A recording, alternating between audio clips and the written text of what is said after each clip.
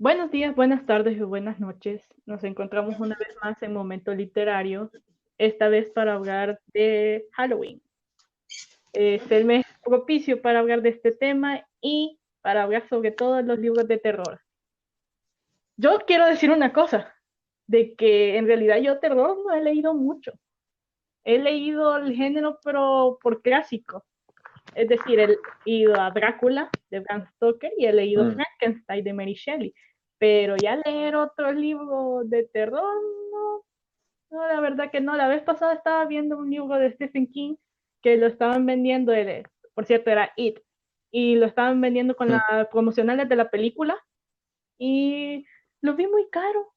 O sea, yo soy bien tacaña con los libros y no veo que valen menos de $20 o incluso si valen $20 tengo que justificarme bien por qué voy a pagar más de $20.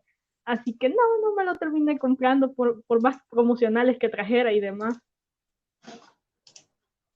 mm. Así que a ver si no me cuesta desarrollar este tema, aunque me parece bastante peculiar porque es extraño, pero típico relato de terror. Mm, Entonces es bien raro escribir de algo que no has leído mucho. claro. Aunque en realidad lo bueno del terror es que como género es bastante amplio, por así decirlo, Ujú. considerando que puedes hablar tanto de asesinatos como ya abordando a Lovecraft lo desconocido, Sí, concepto que se conoce como éldrico. De sí. hecho, hay una serie en Cartoon Network que abordó el terror éldrico hace un tiempo que se llama El Tren Infinito, No que sabía. tomó algo tan simple como lo que es la separación, el divorcio de una familia, de una pareja, perdón, y cómo esto repercute en la niña. Y el arco de su Uh, personaje está en cómo afronta esta separación y va descubriendo poco a poco de que al final del día es lo mejor, que ya sus padres como pareja simplemente ya no se aman y seguir sosteniendo algo que ya está roto al final solo los lastima más a ellos y sobre todo a ella. Y sí. todo esto está reflejado a través de elementos simbólicos que le dan su propia personalidad. E incluso Interesante. algo interesante de esa franquicia es que también tocar todo lo que son las identidades de género y supo retratar lo que siente una persona con cierta disidencia sexual ante una sociedad estrictamente binaria. Sí. Cómo tiene que cargar con esa frustración, con ese miedo. Literalmente, una de sus protagonistas, que era la sombra, por así decirlo, de la primera protagonista, ella está buscando su propia identidad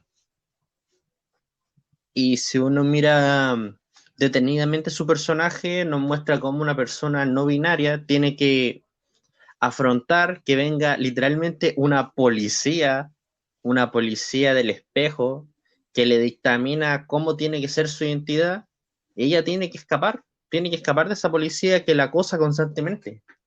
Y si lo extrapolamos a la realidad, podemos ver eso mismo en cualquier persona que sea trans, que sea homosexual, que tenga tanto a la iglesia como a los padres, como a los profesores, diciéndole cómo deben ser, cómo deben vestirse. Y esa historia lo supo retratar bastante bien. Sí.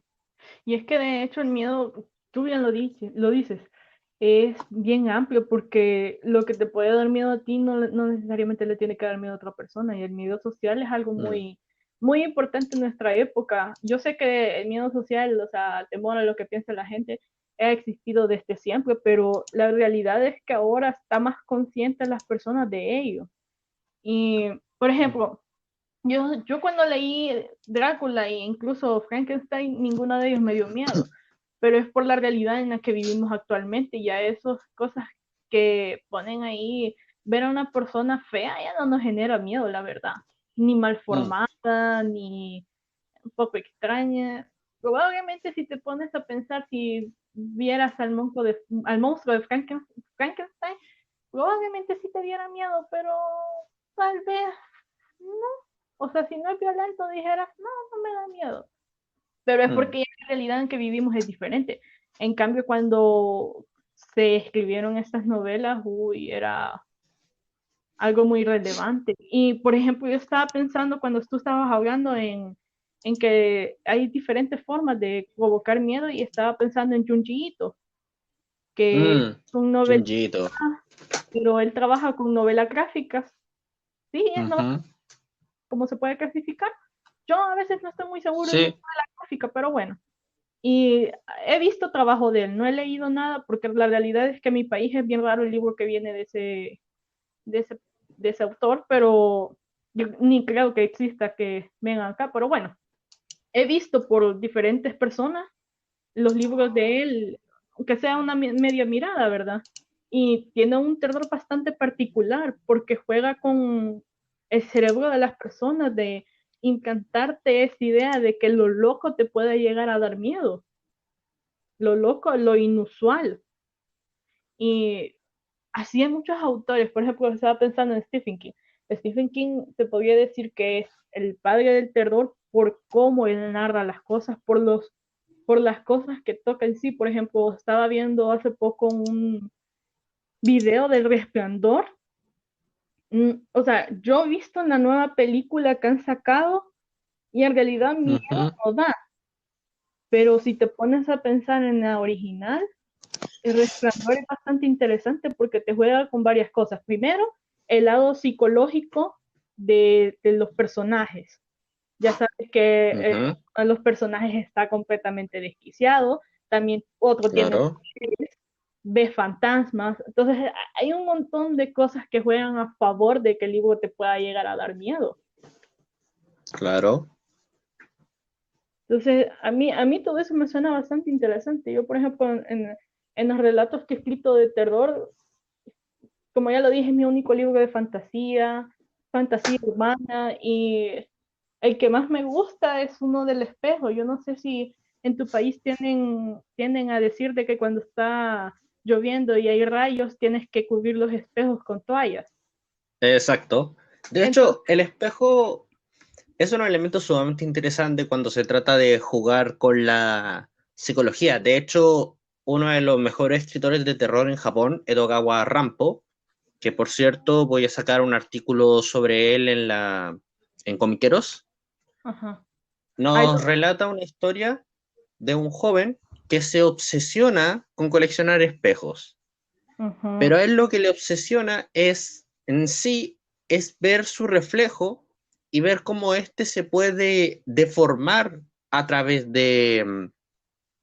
a través de ciertos efectos del cristal. sí. Y esta obsesión llega a un punto en que construye una esfera con espejo interno y él se contempla a sí mismo desde varios ángulos una y otra vez hasta que pierde la cabeza. Y de Sí. hecho, en la adaptación de Dogawa Rampo, una de las mejores escenas es cuando el protagonista se encierra en un cuarto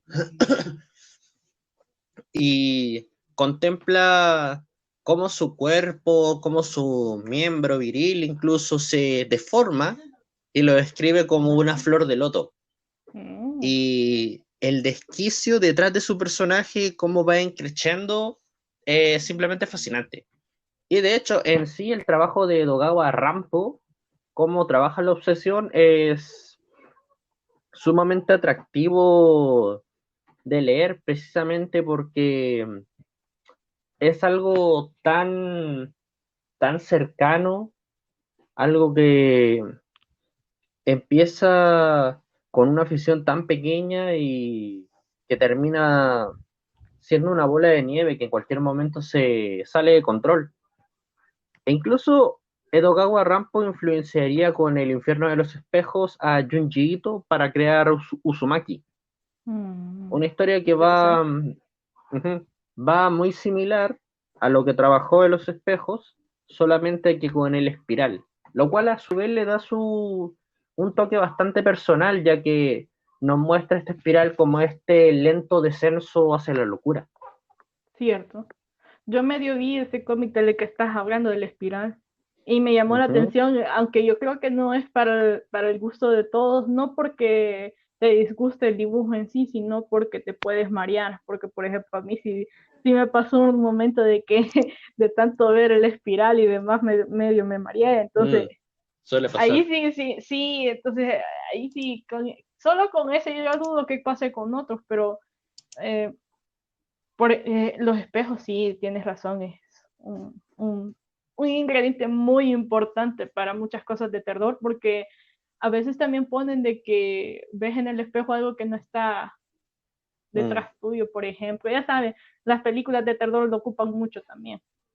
mm, Por ejemplo, me acuerdo de que cuando lo escribí ese relato, me acordaba de que mi abuela cuando estaba donde ella y estaba lloviendo, siempre salía rápido a, a poner la talla en el espejo. Y yo dije, bueno, alguna razón debe de tener, ¿no? No tiene mayor relevancia, solo que creen que los rayos caen más cerca si tienen un espejo. No sé por qué creen eso, pero bueno. mm. Y de ahí, o sea, hablar de terror, wow, es que es bien amplio. Es bien amplio, pero hay tan pocos autores realmente. O sea, es de los géneros que gustan y a la vez no tiene tanto público. Mm. Porque seamos honestos, el público ahora está más enfrascado en literatura, ficción, fantasía juvenil, que es Ujú. en el que está abarrotado más el mercado, junto con romántica erótica. Pero de allí, géneros más fuertes que esos, cuesta hallar. No digo que no existan, ya les he dicho, Stephen King lleva años y años escribiendo y dudo que se acabe su linaje solo porque él se muera, porque ya sabemos ahí están los hijos. Y creo que uno de los hijos es escritor también de Ujú, terror, no estoy muy hecho, segura. sí, de hecho sacaron un texto juntos. Ah, ya ves. Entonces, sí, o sea, relatos de él para largo tenemos. De ahí hay otros como yo bien lo he dicho. Ay, el Marqués de Sade, que para mí es género de terror. Es una crítica social, pero ahí sí tiene que ver con cosas muy personales sobre cómo clasificar a los libros. Porque Mm. para mí sí él me da más miedo que leer Drácula o incluso Stephen King. Sí, aunque el rollo con Sade es que sobre todo lo que fue 120 días en Sodoma y los infortunios de la Justin. virtud, Ujú. claro, Justin ve todo el tema de la tortura, pero si Sí. lees Juliet, que si no me Ajá. equivoco era la hermana de Justin que se vuelve prostituta, ¿cierto? Y ella, Ah, y no ella, recuerdo, pero ajá. claro, y por medio de su oficio se empieza a ser rica y se hace importante. Ahí Ujú. precisamente explota todo lo que es el deseo sexual y todas sus fantasías reprimidas. Sí. Pero entonces sí, ese sí tendría que leerlo porque sí es interesante. Es diferente, es Ujú. diferente. Ese ya no es como los otros y tienes razón. Si ya no tocas el lado de la Ese, tortura, ujú, entonces, aunque lo que quería, si te fijas, el Marqués de Sade no solo quería de retratar escenas para adultos, sino también quería retratar una sociedad podrida en la que se supone que claro. gente que está en el poder que debería Ujú, de cuidarte, que debería ser buena persona con moral alta, etcétera, valores religiosos, etcétera, exacto. en realidad no los tiene. Y esa era la crítica del Marqués de Sade. Pero ya sabemos que con el tiempo se ha desdibujado eso de E esa incluso, fina línea que él trató de poner ahí, pero al final se la ha censurado y ya nada más. mm, e incluso Sade como tal lo que hace es darte una introducción al nuevo paradigma que empezaría a regir con la modernidad y el ascenso de la burguesía capitalista, Uh -huh. Sí. considerando que dentro de lo que era el control de la nobleza y por ende el mismo clero, había ciertos valores que Justin representaba, que ya en el mundo moderno, este mundo ya donde el dinero es lo que vale, ya no tiene lugar. E sí, incluso hay una triste ironía en el cierre de Justin, que su hermana Juliette se cuestiona el estilo de vida que llevó al darse cuenta de que supuestamente su hermana, al seguir la virtud como correspondía, por decirlo así, sí, ella dice, bueno, Dios la bendijo porque yo llegué y la salvé, pero en realidad no fue la virtud, no fue Dios, no fue que ella haya hecho lo correcto. Fue netamente que Justin estaba podrida en plata y tenía cualquier pituto e influencia. sí. Y solo por eso se salvó. Y para Y lo terminar gracioso muriendo es de todas que, formas. claro, y la salva. Y lo gracioso es que ella termina abandonando su lujo y se une a un convento, queriendo ser como su hermana, cuando al final del día ella solamente, ¿cómo decirlo? Ella básicamente justificó el sistema. Sí, sí, sí, sí, sí. Sí. Yo cuando leí ese final me quedé como, ¿qué? Pero bueno, Sí, esa vez ¿sabes? fue muy... Lo Estaba hizo... pensando. Ajá, sí, sí. Eso de hecho fue lo más irónico de su personaje.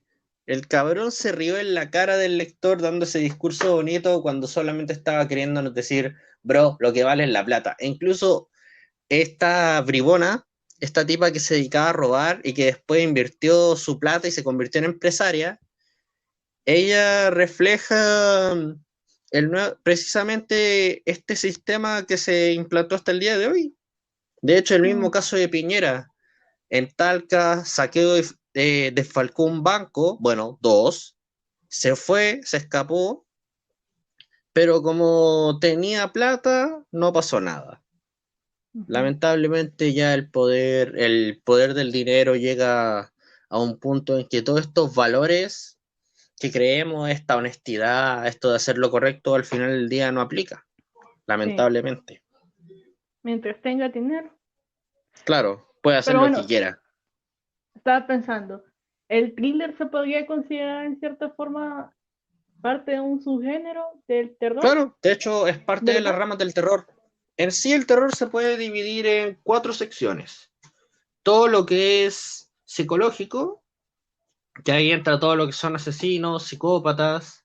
Sí. Entramos a lo éldrico, que son todos los espíritus, divinidades, todo lo que es paranormal, que ya son fantasmas.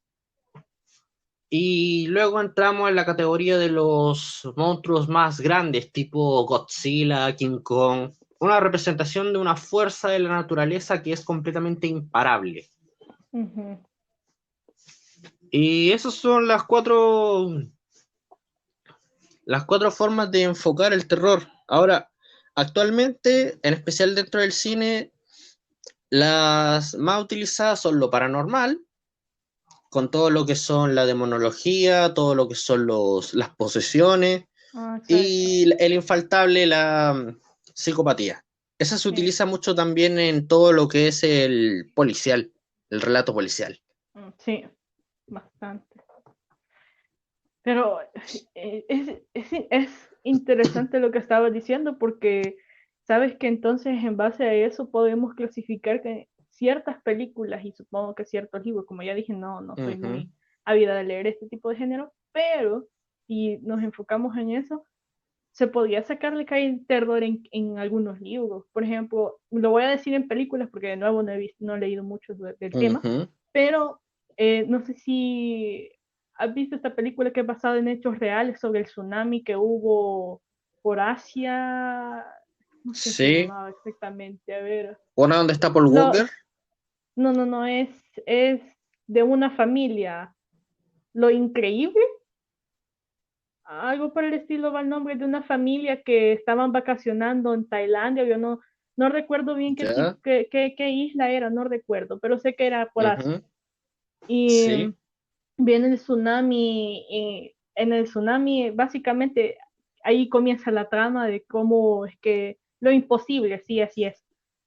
Ahí comienza la trama de que la familia se separa básicamente por culpa del agua, que se lo llevó la corriente, en otras palabras. A la señora le sacan cómo es que se le rebanó la pierna. Horrible, o sea, tú lo ves y dices, eso sí da miedo. Da más miedo Sí. eso que ver a un fantasma que te anda disque persiguiendo. Honestamente, a mí sí me da más miedo.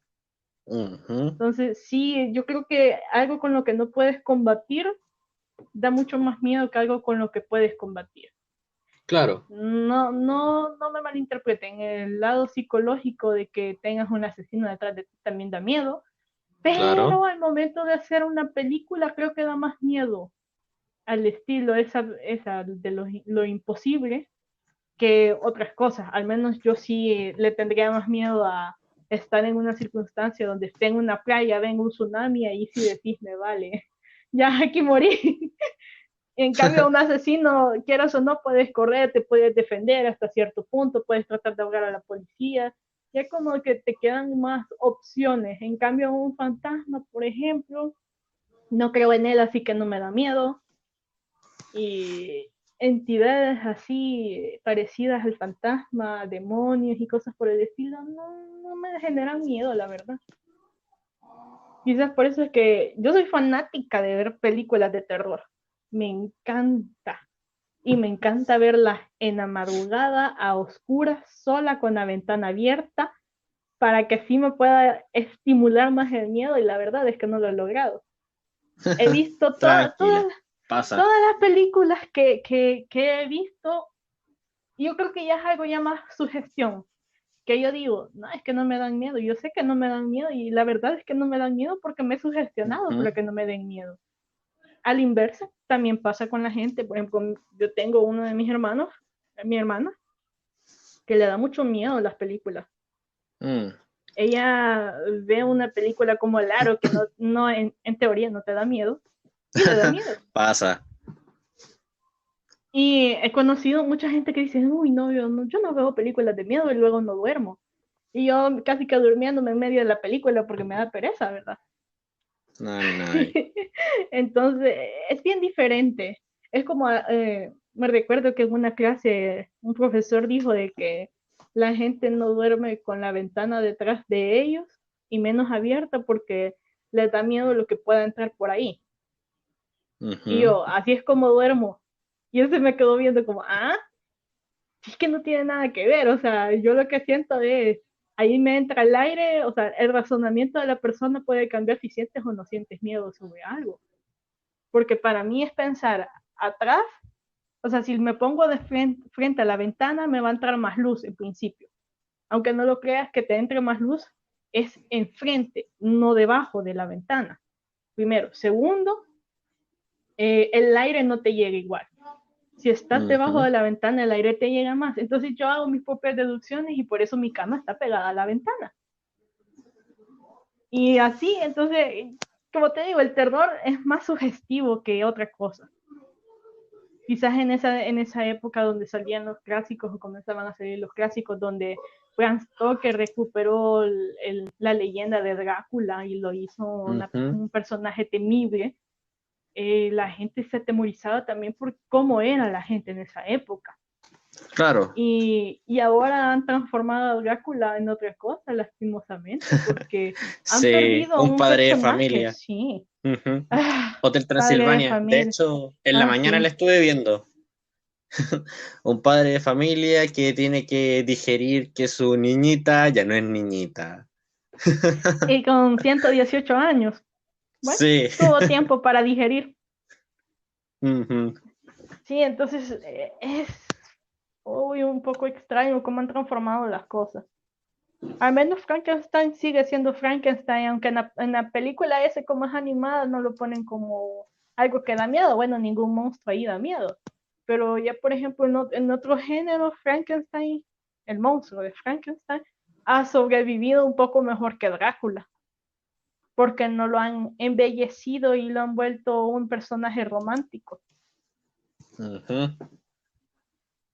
De ahí, Yo creo que otra cosa que se pudiera medio tomar como terror son aquellos libros donde tratan sobre cosas bélicas, o sea, donde hay conflictos armados y ves el conflicto armado.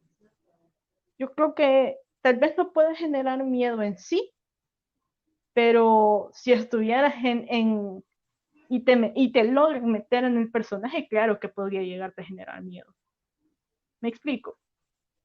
En la Ujú. guerra, en la guerra es una de las cosas que más deja traumadas a la gente, ya sea que lo hayas vivido en primera persona, es decir, yendo a combatir por Dios, o lo hayas vivido solo viendo cosas que pasaron en la guerra. Fíjate que, por ejemplo, nosotros que tuvimos guerra civil en los 80, mis papás me contaban de que, por ejemplo, en algunas ocasiones ibas en la carretera tras, trasladándote de un lado del país a otro y hallaban cadáveres descabezados, o sea, la cabeza la habían cercenado y demás. Entonces, si manejas la temática bélica de una forma correcta, podría llegar a ser parte del terror.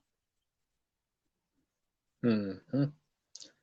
De hecho, en sí, el terror como tal seguiría en esta categoría psicológica, donde el eje Ujú, central sería reflejar el infierno, que significa estar siempre al borde de morir, sí, todas las penurias que tienes que enfrentar en el campo, porque en general uno de los problemas del cine de guerra, sobre todo el cine de guerra estadounidense, es que intenta romantizar a un punto casi fetichista Michael Day, lo que es el relato, el conflicto. Y no es sí, para menos, considerando toda la política que hay detrás, toda la influencia, todo el dinero que hay detrás invertido por el ejército, prestando equipos, prestando armas. Ellos jamás van sí, a poner su plata para una historia que los hace ver o como los asesinos y criminales de guerras que son, o como algo horrible que no debería pasar. Después de todo, Estados Unidos es uno de los países que más se mueve con lo que es las armas y la producción armamentista. Por esa sí. razón no abordaría la guerra como ese infierno que tienen que pasar.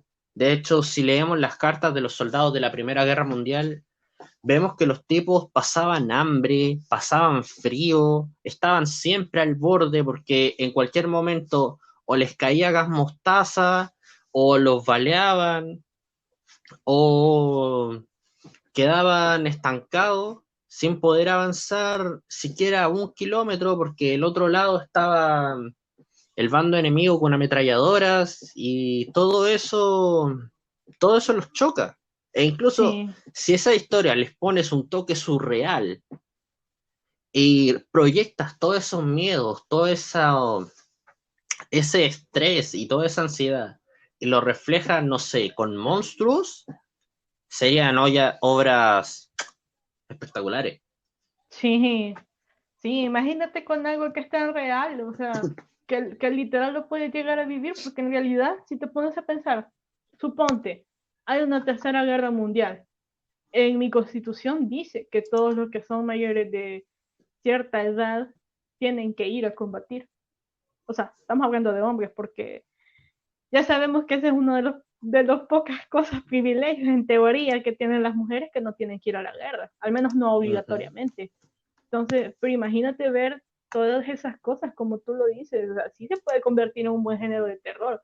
Y te doy toda la razón, no lo han hecho y han querido identificarse más con la figura del héroe cuando hacen películas bélicas en Estados Unidos porque les conviene.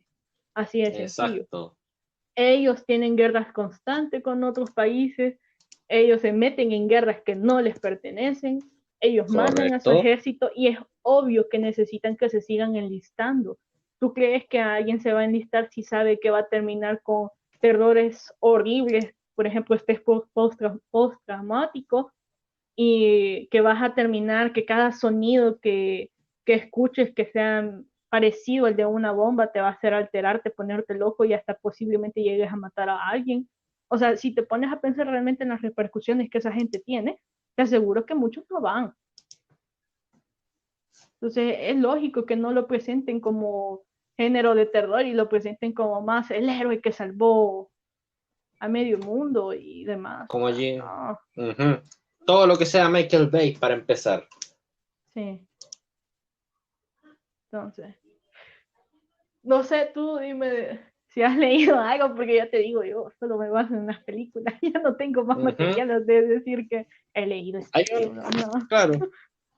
Yo también estuve leyendo actualmente lo que fue La Oruga. Como te dije, estoy haciendo un trabajo sobre Dogawa.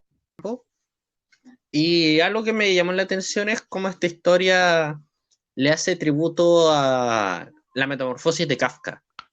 Mm, Solamente que en cierto sentido es más realista, ya que nos cuenta, uy, y justo que estuvimos hablando del caos de la guerra, esta historia nos muestra uno. Nos habla de un soldado que durante la guerra recibió una explosión y perdió sus brazos, sus piernas, y además de eso quedó sordomudo. Y wow. él es devuelto a casa y su esposa lo tiene que cuidar. Pero la esposa, a medida que pasa el tiempo, se empieza a hartar de la situación, ya que su esposo está en un estado deplorable y el tener que cubrirlo en todas sus necesidades se empieza a volver cada vez más pesado. Y lo peor, el esposo se da cuenta. El Mm, esposo además se entiende que está hecho pedazos, ya no es nada en comparación a lo que fue antes, se volvió una carga para su mujer y eso le duele. Y es muy similar a lo que fue Gregorio Samsa cuando se convierte en insecto y ya no puede trabajar, porque eso fue lo peor para él, ya no poder ir a trabajar, lo que implica que no podría seguir manteniendo su familia y la familia queda en esta situación económica complicada, además de tener que cuidar a su hijo insecto, ya no tiene recursos que su hijo le otorgaba, el padre tuvo que dejar su jubilación y empezar a trabajar, además de eso tuvieron que arrendar cuartos y toda esa situación les va pesando y Gregorio lo siente. Y al igual que esta oruga, ya que la esposa hace referencia a que su marido termina volviéndose una oruga que cae de una hoja al vacío. Una metáfora bastante interesante. Y bueno, eso es lo mejor que tiene esa obra, de cómo tocó las consecuencias de la guerra y las consecuencias reales. Rompió con ese romanticismo donde todos quieren ser unos héroes legendarios que serán honrados por siempre. No, la guerra no es eso. no, La para guerra es nada. morir o quedar mutilado por nada, básicamente. Conflictos económicos de ciertos bloques y básicamente te autodestruyes por nada, para terminar en una casa siendo una carga para tu familia. Y No, ese es un exacto. gran elemento que Edogawa lo supo aprovechar. No es para menos considerando el hecho de que su carrera literaria empieza después de la Primera Guerra Mundial y Mm. él se influye tanto de autores norteamericanos como ingleses y además de eso, por su corriente literaria, él está influenciado por las vanguardias francesas, las cuales precisamente son una respuesta a lo que fue las consecuencias de la guerra, como la idea de racionalidad, la idea de progreso que te vendía la modernidad, se hizo pedazo al ocurrir la guerra y comienza una deconstrucción completa del paradigma. Y eso lo podemos ver en el trabajo de Rampo. Sí, y, sabes, ahorita que estabas hablando se me vino en la mente algo de que cuántas criaturas que antes daban miedo hemos cambiado su forma de ser. Ujú, Por ejemplo, los dragones. Los dragones los claro, han cambiado y los han domesticado, los han hecho me declaro criaturas, culpable. criaturas bonitas que puedes cabalgar, que puedes domesticar, que puedes... Ay, un montón de cosas que le han hecho. Y es como, no, porque antes el hombre lobo daba miedo, ahora ya no. Ahora ya es el personaje que puede sacar con el que la protagonista se puede enamorar y es como, eso es interespecie, gente, por Dios, démonos cuenta de eso. O sea, si viene un extraterrestre, Claro, no te vas a quedar con el extraterrestre, son diferentes especies, te das cuenta que no te meterías con un perro, ¿verdad? Pero bueno, todo lo que esté nada que hacer. morfologizado da para que lo pongas como protagonista masculino de género romance. E Imagínate. incluso ahora que me acabo de acordar de todo el tema de lo que es enamorarse del monstruo. De hecho, lo interesante de ese tropo dentro del romanticismo es que quiere abogar por aquellas personas que se sienten diferentes. No necesariamente Sí. tiene que ser algo literal, sino que es una metáfora o a una persona que está rota emocionalmente, con traumas, o simplemente a aquellos que se sienten distintos y al final sienten que tienen más en común con estos monstruos que con estos normales. De hecho, la forma del agua en la Ese que hizo mismo iba a Guillermo decir del yo. Toro, ¿cierto? Sí, sí, sí, sí, Claro, sí, exacto. esta mujer sordomuda que se enamora del monstruo, ni siquiera es un monstruo, era al final del día más monstruo termina siendo este militar que le falta un dedo, que la misma criatura. Pero, ¿sabes? Eso es normal que jueguen con eso de decirte de que el monstruo no solo se guía por la apariencia, que como, vaya, por ejemplo, ¿sabes tú que en Scooby-Doo lo que te quieren dar a enseñar es que los monstruos no existen y que los monstruos Claro, somos que al humanos? final son los humanos, ¿Sí? exacto. Entonces es lo mismo con esta película, lo que te quieren decir no es que pese a que la apariencia te dé o te resulte un poco escalofriante, no significa Ujú. que te vaya, que sea una persona o que sea una cosa mala. Y por ese lado está bien, pero por otro lado, romantizar tanto la idea, no sé, no me llega a terminar de gustar. Yo por mi lado nunca toco temas que vayan por ese estilo, no sé, tal Mm. vez puede ser que lo lleguen a lograr, que la narrativa sea muy buena y el arco del personaje sea interesante. Y ya sabes, o sea, llegar a tener una buena novela, incluso si es romántica y puedes tratar temas interesantes en la romántica. O sea, yo no descarto eso, pero normalmente en las novelas que vemos hoy en día sobre estos seres que son híbridos, porque esa es la verdadera razón, son híbridos entre humanos y otra cosa, ya le han quitado la especie de terror que había alrededor de ellos. Por ejemplo, y eso sí me encantaría hacerlo, de que, eh, y ahí sí me voy a echar tierra yo sola porque yo misma la acabo de cavar y me la voy a echar, de poner a los dragones como semi-humanos también.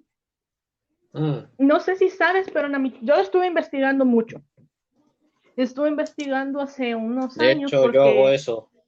quería investigar Yo, sobre los dragones en las diferentes mitologías. Literal mitología digo porque hasta estudié las de aquí de América y en realidad en todas ellas hablan de dragones. Entonces alguien decía de que pudieron haber llegado a ser reales, no lo sé, porque los dragones que describen, por ejemplo, en la mitología japonesa son muy diferentes a los que describen en por ejemplo, en mitología nórdica o la azteca incluso. Y no solo me estoy refiriendo a la forma, porque por ejemplo en la mitología japonesa se hablaba de un tipo dios que ellos tenían, que era como al estilo Poseidón, y que él tenía una forma culebrada y podía hacer varias cosas y era denominado dragón y él se podía convertir en humano. No sé si me mm, estás entendiendo por dónde es que me encaminé yo a la idea. claro. De hecho, Entonces, en general, la idea de que un humano se pudiera convertir en dragón y viceversa, precisamente viene de los mitos nórdicos. Incluso en las ajá. crónicas de Narnia tenemos a Yustak que se pone este brazalete y se convierte en dragón, haciendo Mm, referencia a este mito.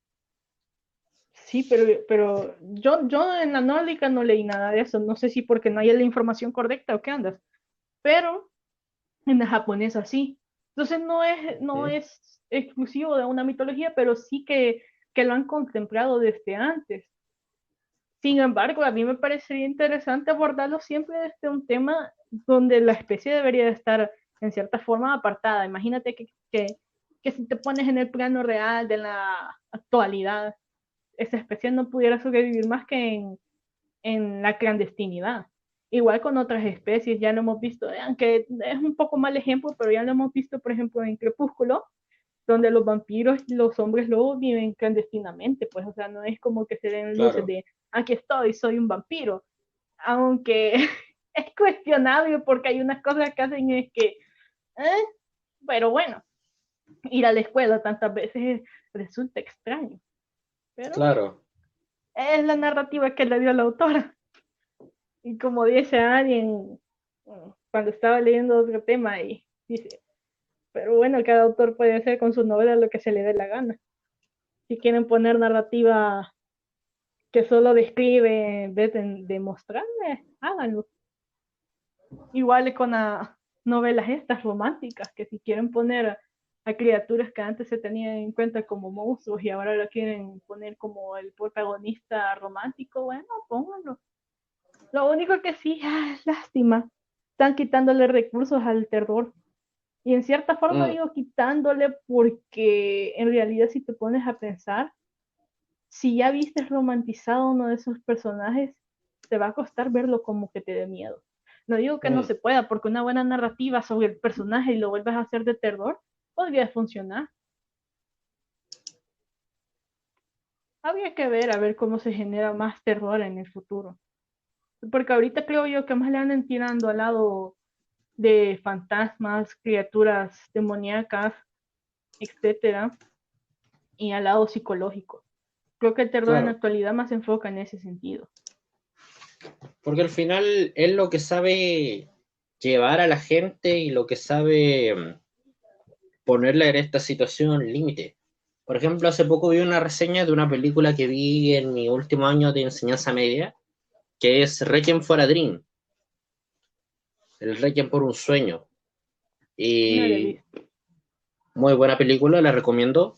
Cuenta cómo tenemos tres personajes, que es un joven que quiere dedicarse al tráfico, su novia que quiere dedicarse a diseñar ropa, y bueno, la madre que ya está viejita, enviudó y quiere participar en un programa de televisión que ve. Y esta historia nos habla de cómo estos tres personajes caen debido a sus obsesiones. Tenemos a la chica, que además es adicta, y que en un momento donde no puede, su pareja no puede conseguir drogas, se ve obligada a prostituirse. La Uh, madre quiere ponerse un antiguo vestido que usó en la graduación de su hijo para dicho programa, pero han pasado los años, está subidita de peso y el vestido no le cierra. Y empieza a hacer dietas con anfetamina. Quiere bajar de peso hasta que le encaje el vestido, pero las anfetaminas lamentablemente tienen efectos secundarios. Y por último, que además de traficar es adicto y se le metió una infección en el brazo. Y mientras más se inyecta, la infección más crece.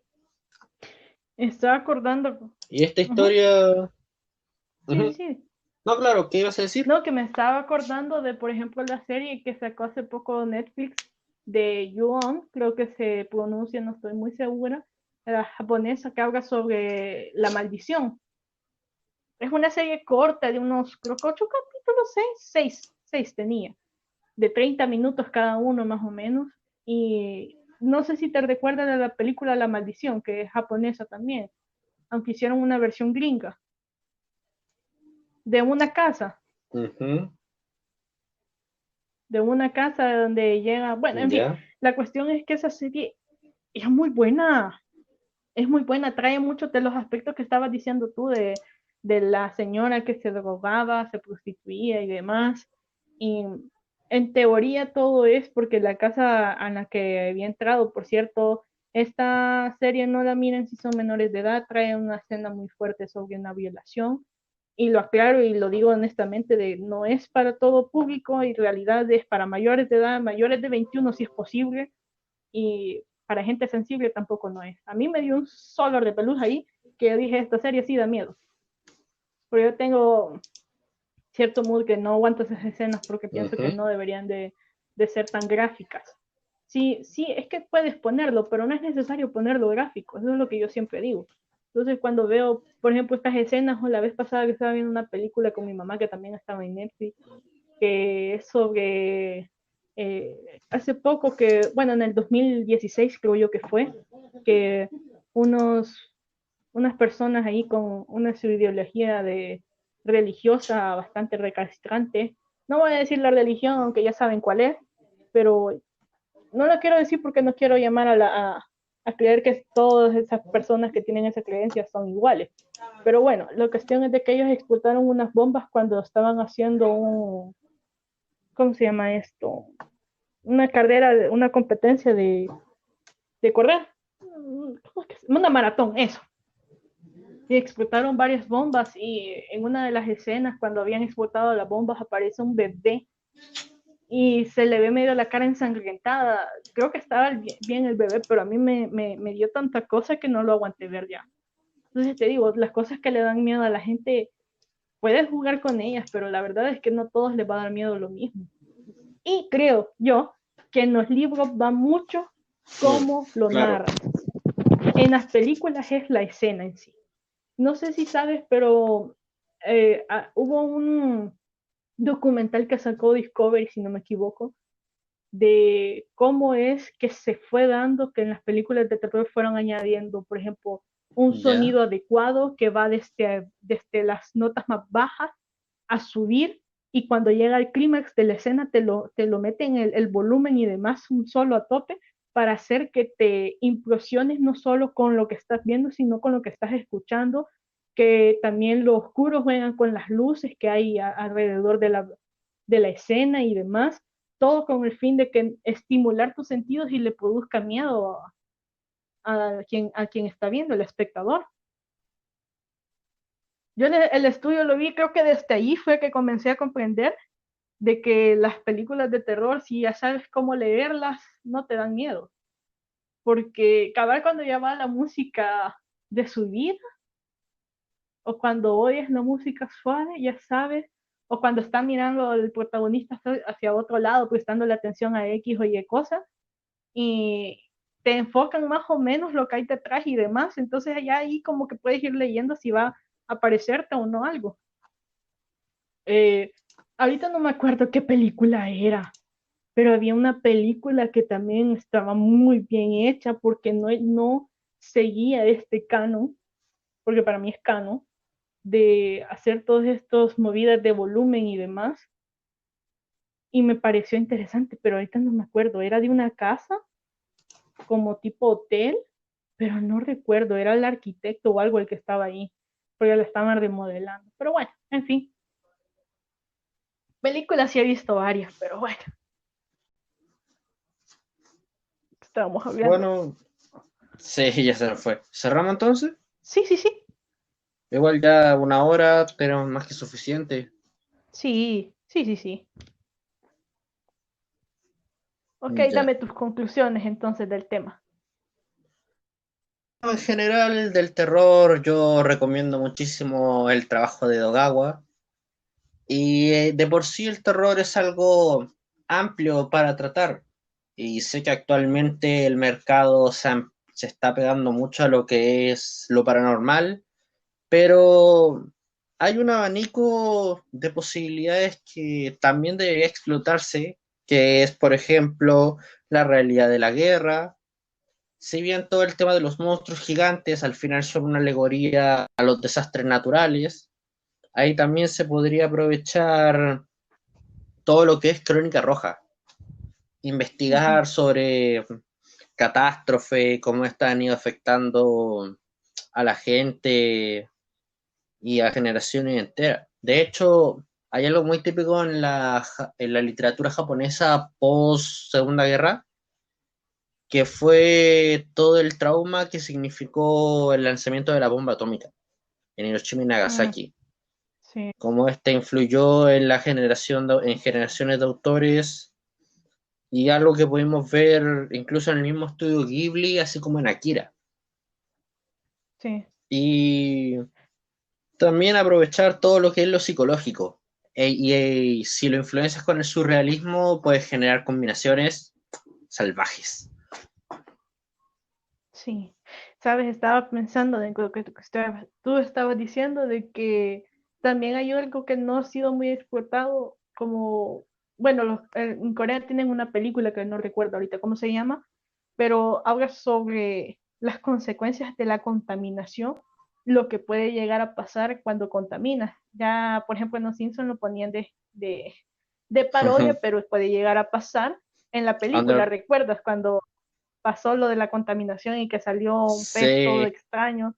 Ah, pues ajá, en Corea hicieron una película parecida y la verdad que también es un género que no ha sido explotado, las consecuencias de lo que tiene no cuidar el medio ambiente y lo que eso puede generar para un ser humano. Entonces, yo creo que en terror, como tú bien dices, es tan amplio los temas que puedes tocar que incluso no necesariamente tu novela puede ser de terror, pero puedes tocarlos. Por ejemplo, en Haruki ujú, Murakami, en El País de las Maravillas, lo digo corto el título porque es más largo y no me lo sé bien, pero en ese libro trata un poco sobre las criaturas eh, él le llama que viven como en el alcantarillado y cosas por el estilo, pero es ujú. interesante cómo toca el tema. Entonces, yo digo de que hay varias formas y no necesariamente tienes que tener un libro de terror entre manos como para para meterle un poco de terror. Puede ser una escena o puede ser más, o incluso en el género policíaco puedes meter un poco de terror también. Ya lo decíamos que el thriller funciona muy bien con él. Entonces, y yo creo que en estos casos, si quieres escribir, es bueno informarte de todo lo que uno pueda, tanto ver en la televisión, películas, libros, porque hay que aprender a narrar. Más que todo aquí no es que no sepas qué es lo que te puede dar miedo, pero hay que aprender a narrar. Ujú. Entonces, no sé, dinos tus redes para seguirte y cuéntanos de la página, Bueno, porque estuviste diciéndola, hay que en, decirla. claro, en Booknet soy Armin Valentine, en Wattpad también soy @avchile, en Instagram es Armin Valentine Relatos. Mi Facebook personal es Armin Valentine, aunque también tengo un blog que se llama Universo Dopagol, de mi novela, Valentine, artista del folio, que lo estoy usando actualmente para publicar los artículos que saco tanto en comiqueros como en cine y literatura, y Enunciado de Ujú. Garmin, que fue el blog que convertí en libro, mi primera publicación, que es Kairos. Por cierto, en Booknext subí la digitalización del libro en físico, Kairos, y Ujú. ya cuando saque El beso de las brujas lo voy a subir a esa plataforma para que lo sigan y lo vayan leyendo, Sí, y sabes que así bueno que en poder Booknet monetizarlo. sí, Ujú. pero Bootleg sube de día a día, o sea, no subas todos los capítulos de un solo, sube uno cada día. Es mejor Ya porque así veo, atraes más el público. Y bueno, entiendo. ya saben, a mí en todo me pueden seguir con mi nombre. O sea, el arte, todo ahí. Amazon Mm. y Facebook, Instagram. A ver qué otra red tengo. No tengo otra. Esa es la verdad, no tengo otra. Yo Twitter, por ejemplo, la tenía y la quité porque no leía el sentido. Pero bueno, ya saben, también nos pueden seguir como Momento Literario, Instagram, Facebook, YouTube. Y esperamos subir de suscriptores porque ahorita solo tenemos 6. Aunque, ¿sabes? Es bien curioso que en las estadísticas de Anchor tenemos más escuchas. Ujú. Pero bueno, esto ha sido todo por hoy. Gracias por habernos escuchado. Hasta luego.